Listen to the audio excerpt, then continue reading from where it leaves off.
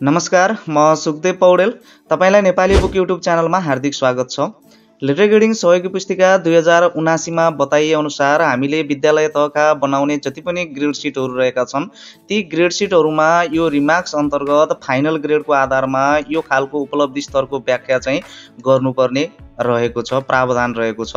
यतापट्टि तपाईले तालिकामा देख्न सक्नुहुनेछ, यहाँनिर बताइएको छ कि 90 र सोभन्दा माथि प्रतिशत छ भने त्यसको स्तरीकृत अङ्क 4 हुन्छ र चाहिँ उपलब्धि स्तर जुन छ अक्षरमा त्यसको चाहिँ A+ हुन्छ भने उपलब्धि स्तरको व्याख्या भनेर यहाँनिर सर्वोत्तम अथवा आउटस्ट्यान्डिङ भनेर चाहिँ यहाँनिर लेखिरहेको छ। त्यस्तै गरेर एक्सेलेन्ट छ, भेरी गुड छ, गुड छ, यो सबैको यसरी चाहिँ यहाँनिर व्याख्या चाहिँ लेखिरहेको छ।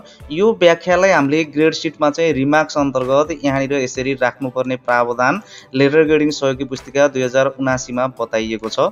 यो जुन रिमार्क्स अन्तर्गत राखिएको उपलब्धि स्तरको व्याख्या छ, यो व्याख्या चाहिँ हाम्रो फाइनल ग्रेडको आधारमा निर्धारण हुने गर्दछ। जस्तै यहाँनिर रोल नम्बर 3 छ, 3 रोल नम्बर हुने विद्यार्थीको यो आएको छ। अब मैले चाहिँ यहाँनिर मानम रोल नम्बर 2 राखेँ भने यहाँनिर देख्न सक्नुहुनेछ, यहाँ फाइनल ग्रेड यो बदलिँदा बित्तिकै यतापट्टि रिमार्क्स अन्तर्गत पनि यो जुन व्याख्या छ, यो व्याख्या पनि यहाँनिर यसरी बदलिरहेको छ।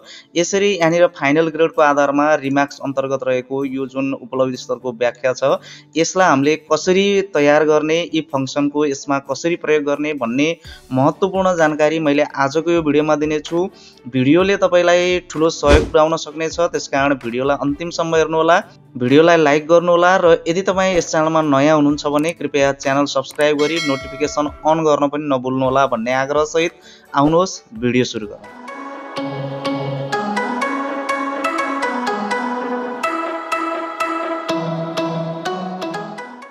यहाँ देख्न सक्नुहुनेछ, मैले चाहिँ एउटा ग्रेड सिटको फर्म्याट बनाएको छु। यो फर्म्याट चाहिँ कक्षा 4 देखि 8 सम्मको जुनसुकै कक्षालाई मिल्ने तरिकाले यहाँनिर डिजाइन गरिएको छ। यो एउटा ग्रेड सिट मेकर फाइल हो। यो फाइलसँग सम्बन्धित भिडियो मैले यो भन्दा अगाडि नै बनाइसकेको छु। यो फाइलसँग सम्बन्धित कुनै जिज्ञासाहरू छन् भने तपाईले त्यो भिडियो हेर्न सक्नुहुनेछ। त्यो भिडियोमा मैले यो फाइलले कसरी काम गर्छ लगायतका सम्पूर्ण कुराहरू चाहिँ त्यहाँनिर बताएको छु। त्यो भिडियोको लिंक मैले यो भिडियोको तलपट्टि डिस्क्रिप्सनमा पनि दिनेछु, त्यहाँ गएर तपाईले त्यो भिडियो चाहिँ हेर्न सक्नुहुनेछ। र आज चाहिँ म तपाईहरुलाई यहाँनिर जुन यो रिमार्क्स अन्तर्गत उपलब्धि स्तरको यस्तो खालको व्याख्या रहेको छ, यो यस्तो खालको व्याख्या चाहिँ फाइनल ग्रेडको आधारमा कसरी निकाल्ने भन्ने तरिका चाहिँ म तपाईहरुलाई बताउन गइरहेको छु। त्यसको लागि सबैभन्दा पहिला मैले यहाँनिर रिमार्क्स अन्तर्गत राखेका जति पनि कुराहरू छन् यिनलाई चाहिँ मैले यहाँनिर डिलिट गरिदिन्छु। यहाँनिर यो फाइनल ग्रेडको आधारमा यो निकालिने गरिन्छ। फाइनल ग्रेडको आधारमा निकाल्दाखेरि हामीले चाहिँ ई फर्मुला लगाउनु पर्ने हुन्छ। यसको लागि तपाईलाई ई फर्मुला आउनु पर्ने हुन्छ। यदि आउँदैन भने पनि तपाईले यो भिडियो हेरिसकेपछि अवश्य नै जान्नुहुनेछ। त्यो फर्मुला मैले यहाँनिर लगाएर देखाउने छु। हामीलाई चाहिँ यहाँनिर फाइनल ग्रेड A+ छ। यदि A+ छ भने यहाँनिर आउटस्ट्यान्डिङ आउनु परेको छ। यदि A छ भने यहाँनिर चाहिँ हामीलाई एक्सेलेन्ट आउनु परेको छ। यदि B+ छ भने चाहिँ भेरी गुड आउनु परेको छ। यस्तै तरिकाले हामीले यहाँनिर निकाल्नु परेको छ।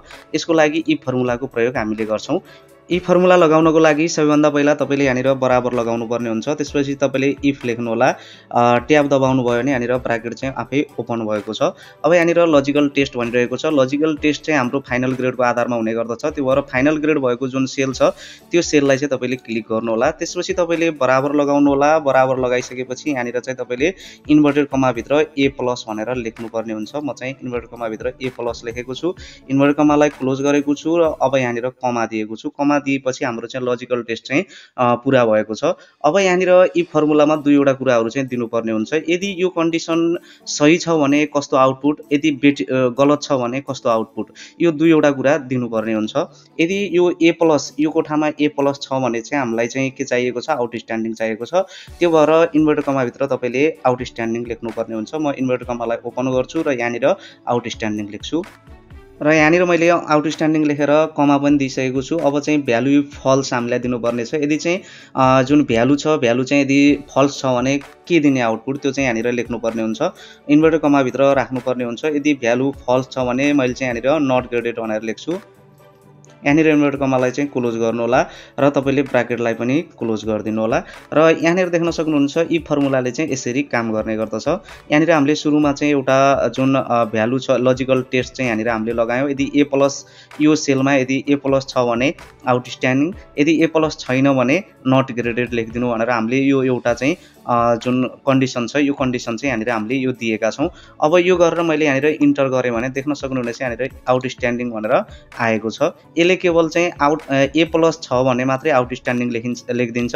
यदि A+ बाहेक अरू केही छ भने यहाँनिर चाहिँ नट ग्रेडेड लेखिदिन्छ, किनकि हामीले आउटस्ट्यान्डिङ A+ को लागि मात्रै यहाँनिर हामीले कन्डिसन लगाएका छौँ। अब यदि मैले चाहिँ माथि गएर चाहिँ रोल नम्बर चेन्ज गरेँ र यो कोठामा अर्को कुनै ग्रेड आयो भने देख्न सक्नुहुन्छ A आउँदाखेरि यहाँनिर चाहिँ नट ग्रेडेड भनेर आयो, किनकि हामीले के गरेका थियौँ A+ आएमा आउटस्ट्यान्डिङ लेख्नु, यदि A+ बाहेक अरू केही आएमा नट ग्रेडेड भनेर लेख्नु भनेर चाहिँ हामीले त्यो कन्डिसन दिएको हुनाले चाहिँ यसले चाहिँ यहाँनिर A आउँदाखेरि नट ग्रेडेड देखायो। अब यस्तै तरिकाले जसरी हामीले चाहिँ यो यहाँनिर देख्न सक्नुहुन्छ मैले डबल क्लिक गरेँ, यसैलाई डबल क्लिक गरेपछि यो फर्मुला यहाँनिर देखिरहेको छ। A+ आएमा आउटस्ट्यान्डिङ लेख्नु भनेर भनिसकेपछि अब हामीले चाहिँ A आएमा के लेख्ने, यहाँबाट चाहिँ B+ आएमा के लेख्ने, यो तरिकाको हामीले दिँदै जान सक्छौँ। अब त्यसको लागि तपाईँले यो कमा पछाडिपट्टि लगेर कर्सर लगेर तपाईले चाहिँ फेरि इफ फर्मुला लगाउनु पर्ने हुन्छ। इफ फर्मुला लगाएर ब्राकेट ओपन गर्नु होला। ब्राकेट ओपन गरिसकेपछि हाम्रो लजिकल टेस्ट चाहिँ यही फाइनल ग्रेडको आधारमा हुन्छ। फाइनल ग्रेड भएको जुन सेल छ त्यो सेलको एड्रेस चाहिँ कति हो भन्दाखेरि J11 रहेको छ। यदि यो J11 मा बराबर दिनु होला। यदि चाहिँ A छ भने अघि हाम्रो A+ थियो, अब चाहिँ A छ भने त्यसको लागि पनि तपाईले इन्भर्टेड कमा भित्र A लेख्नु होला। A छ भने हामीलाई के चाहिएको छ, एक्सिलेन्ट लेख्नु परेको छ। त्यो भएर चाहिँ यहाँनिर इन्भर्टेड कमा भित्र तपाईले चाहिँ एक्सिलेन्ट लेख्नु होला। एक्सिलेन्ट लेखेर तपाईले चाहिँ यहाँनिर ब्राकेट इन्भर्टेड कमालाई चाहिँ क्लोज गर्नु होला र कमा दिनु होला। कमा दिनु होला। कमा दिइसकेपछि तपाईँ पछाडिपट्टि आएर एउटा ब्राकेट चाहिँ फेरि थप्नु पर्ने हुन्छ, किनकि हामीले इफ फर्मुलामा अर्को इफ फर्मुला पनि जोडेको हुनाले यहाँनिर दुईवटा ब्राकेट चाहिँ ओपन भएको कारणले गर्दा यतापट्टि पनि हामीले चाहिँ दुईवटा ब्राकेटलाई क्लोज गर्नुपर्ने हुन्छ। यति गरेर तपाईले चाहिँ इन्टर गरिदिनु भयो भने देख्न सक्नुहुन्छ A+ आएको खण्डमा पनि यसले के गरेको छ, एक्सिलेन्ट। A+ आएको खण्डमा यसले आउटस्ट्यान्डिङ लेख्छ, A आएको खण्डमा चाहिँ यसले एक्सिडेन्ट लेख्छ। जस्तै यहाँनिर मैले 1 राखेँ भने यहाँनिर चाहिँ A+ छ यसमा, त्यो भएर आउटस्ट्यान्डिङ लेख्यो। मैले चाहिँ यहाँनिर 2 रोल नम्बर भएको विद्यार्थीको यहाँनिर A आएको छ, त्यो भएर A आउँदाखेरि यसले चाहिँ एक्सिलेन्ट लेखेको छ। यदि अरू कुनै विद्यार्थीको मानौँ 3 रोल नम्बर आउँदाखेरि B+ थियो, B+ को चाहिँ यसले नट ग्रेडेड लेखिदियो। यस्तै तरिकाले हामीले मिलाउनु पर्ने हुन्छ। यस्तो तरिकाले सबैको लागि हामीले दिनुपर्ने हुन्छ। त्यो चाहिँ मैले यहाँनिर यसरी लेखेर राखेको छु। यही तरिकाको फर्मुला तपाईले चाहिँ टाइप गर्नुपर्ने हुन्छ। यदि A+ आएमा आउटस्ट्यान्डिङ, त्यस्तै गरेर A आएमा एक्सिलेन्ट, त्यस्तै गरेर B+ आएमा भेरी गुड, यस्तै तरिकाले चाहिँ यहाँनिर लेख्नुपर्ने हुन्छ। मैले यहाँनिर यो टाइप गरेर राखेको छु। यो तपाईले चाहिँ स्क्रिनशट गरेर राख्न पनि सक्नुहुन्छ। मैले चाहिँ स्क्रिनमा यसलाई शो गरिदिनेछु।